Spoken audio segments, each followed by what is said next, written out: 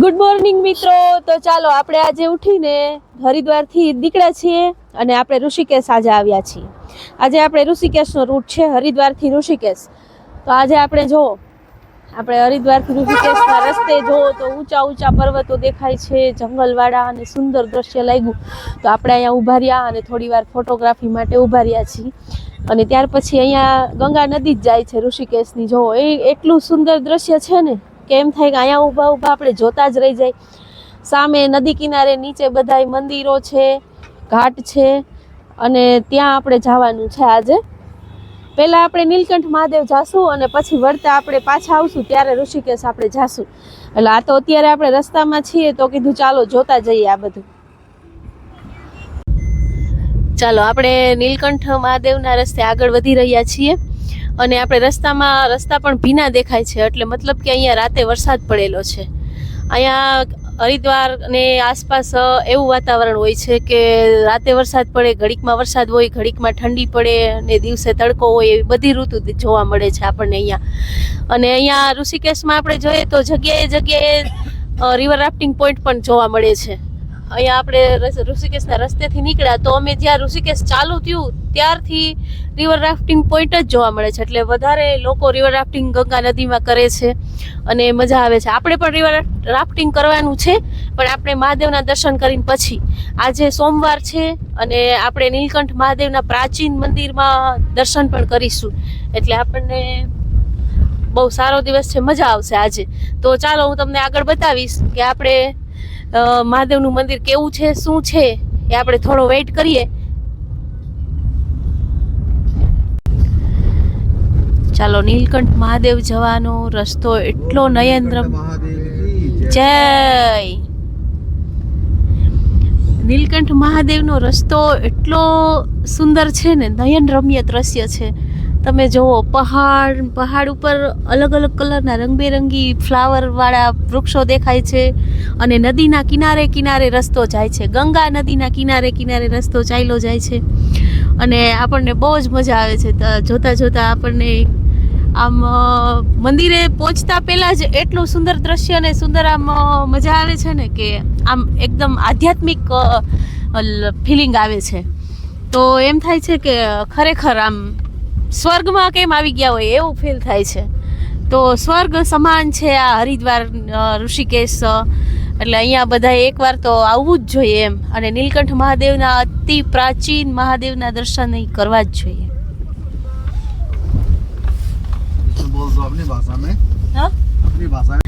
આપણે રસ્તામાં જાય છીએ, સુંદર દ્રશ્યો જોતા જાય છીએ. આ જંગલ અને આ હરિદ્વાર વિશે આપણને આ ડ્રાઈવર ભાઈ છે એ બે લાઈન કહેશે. कब तक आओगे यूं मिट्टी और जार में, कुछ दिन जिंदा तो गुजारिए हरिद्वार में. वाह वाह, ये भैया ने हमको सुंदर लाइन सुनाई है. एक्चुअली क्या है ना, कई लोग क्या है देखो आ नहीं पाते हैं, तो क्या है उनके मरने के बाद उनके परिवार वाले उनकी अस्थियां वगैरह यही लेके आते हैं, है ना. मिट्टी और जार में वही हो गया ना. तो उसमें कब तक आओगे. अच्छा,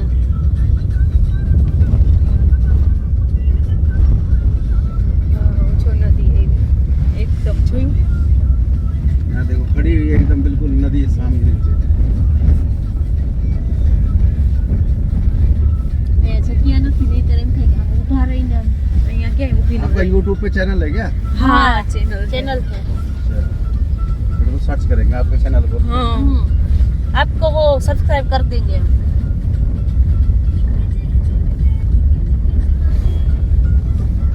જોયું એકદમ નજારો. વાવ, નેચરલ એકદમ મસ્ત નજારો છે. અહીંયા આવીને આપણું મન પણ એટલું પ્રફુલ્લિત અને આનંદિત થઈ જાય છે. આ સંસારની મોહ માયા બધું ભૂલાઈ જાય. એમ થાય કે ભગવાનમય ભક્તિમય બની જાય. એવું વાતાવરણ જ એવું છે કે તમે ભક્તિમય આપોઆપ બની જાઓ. તમારે કોઈ વિચાર જ બીજા ન આવે.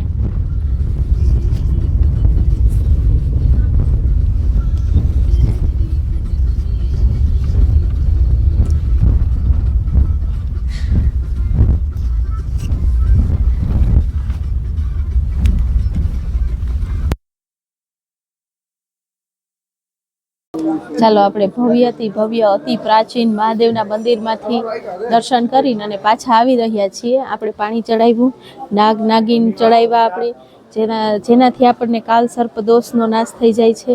અને નીલકંઠ મહાદેવના દર્શન કર્યા. જો મંદિર અંદર આપણે ફોટા પાડવાના અને વિડીયો ઉતારવાની મનાઈ હતી, એટલે આપણે બહારથી જ તમને મંદિર બતાવી દઈએ છીએ. આ છે મંદિર. આની અંદર છે પ્રાચીન શિવલિંગ છે, ત્યાં આપણે પાણી ચડાવ્યું અને બીલીપત્ર ચડાવ્યા અને દર્શન કર્યા. અને બહાર આવી રીતના કંઈક માહોલ બહાર છે તે આવો માહોલ છે. દુકાનો આવેલી છે ત્યાં બધી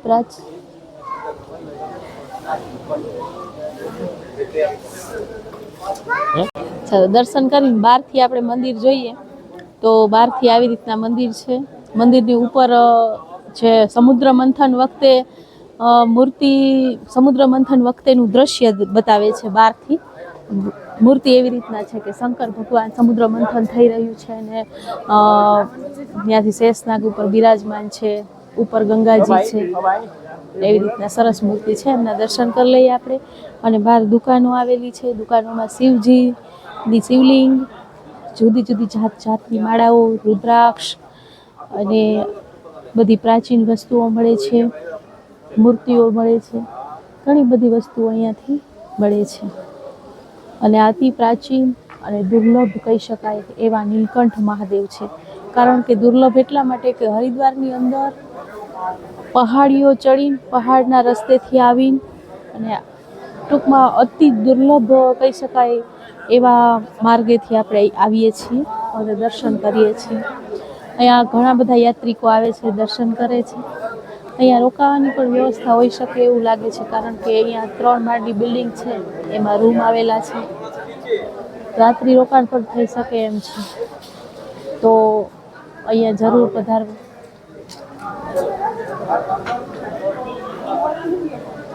અહીંયા આપણે વૃક્ષ ઉપર જો વાંદરાઓ નજરે ચડે છે. જો તમારું ધ્યાન ન હોય તો કાંઈ વસ્તુ લઈને પણ જો પેલો વાંદરો છે એ પ્રસાદીની કોથળી લઈને વયો ગયો છે અને પ્રસાદી તોડીને ખાવા માંડ્યો છે. એ રીતના તમારું ધ્યાન ન હોય તો અહીંયા વાંદરાઓ પણ હોય છે, એ આપણી વસ્તુઓ લઈ જાય છે.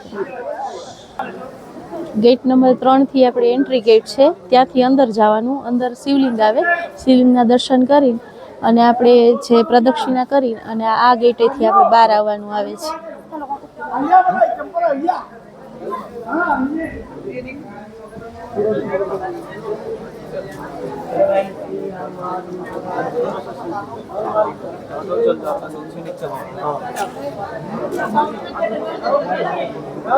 હર હર મહાદેવ, હર હર મહાદેવ, હર હર મહાદેવ.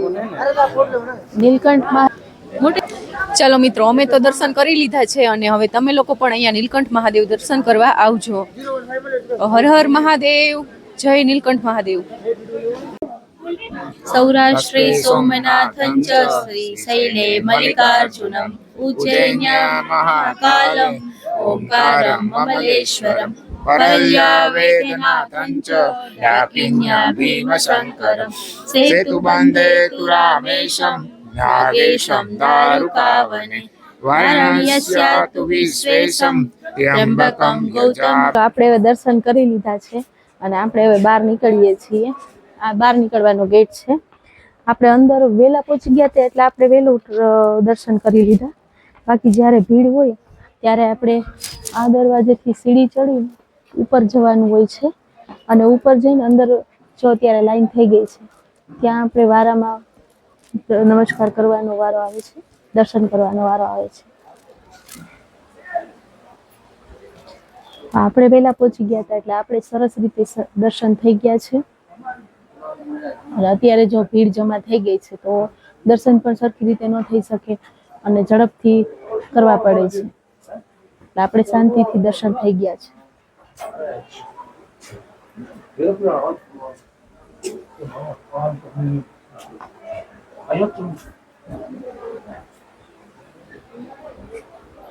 જો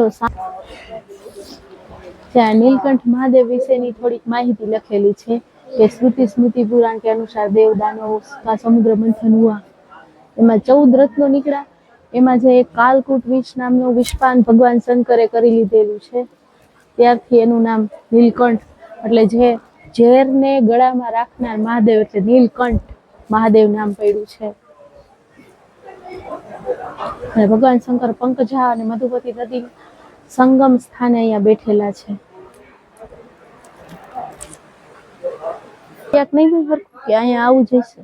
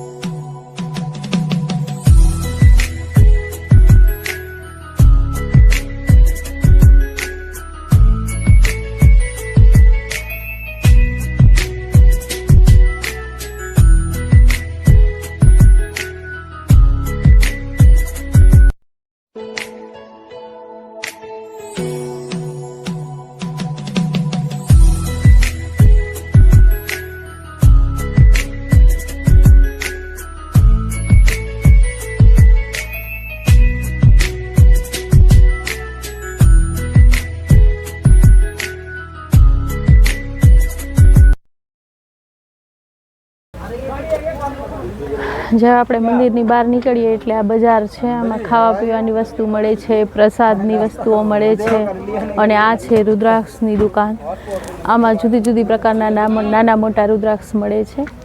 જે સાઇઝના રુદ્રાક્ષ જોઈએ, પંચમુખી, એકમુખી, નવમુખી, 12મુખી, જુદી જુદી પ્રકારના રુદ્રાક્ષ જોવા મળે છે અહીંયા. અને એમનો કલર પણ જુદો જુદો છે. અને સાથે સાથે તુલસીની માળા છે, તુલસીના મણકાની માળા અને સુખડ ચંદનની માળાઓ છે. જુદા જુદા આકાર આપેલા, ચોરસ, લંબચોરસ, એવી રીતના ગોળ મોતીના પારાવાળી માળાઓ છે.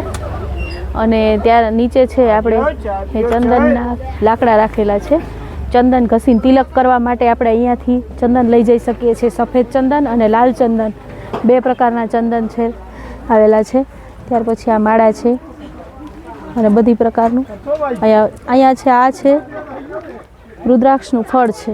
આ ઓરિજિનલ રુદ્રાક્ષ આમાંથી તોડીને અને રુદ્રાક્ષ નીકળે છે. આપણને આ લાઈવ બતાવે છે. આવી રીતના જુઓ, આ તોડેલો રુદ્રાક્ષ છે. આવી રીતના તોડો ને તો વચ્ચે આના બીજ નીકળે છે રુદ્રાક્ષની વચ્ચેથી. આ સાચો એકદમ રુદ્રાક્ષ છે.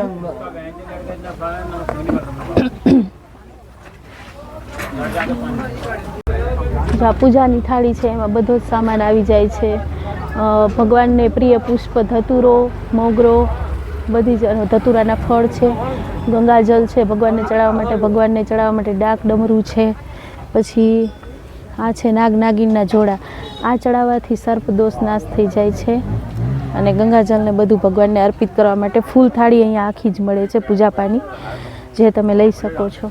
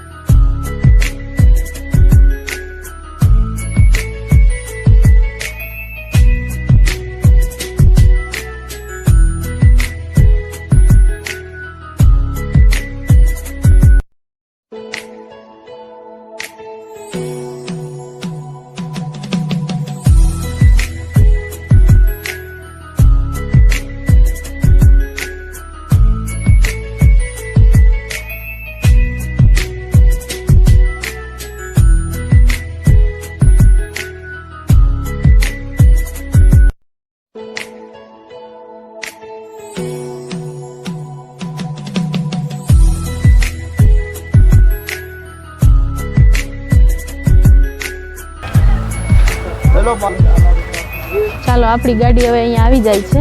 ઘણી વખત આપણે ટ્રાફિક હોય ને તો આગળથી જ ઉતારી દે છે અને અહીંથી ચાલતા ચાલતા જવું પડે છે. તો આપણે ગાડીને બોલાવી લીધી છે, ગાડી આગળ ઊભી છે. ચાલો આપણે હવે ગાડીએ પહોંચી જઈએ.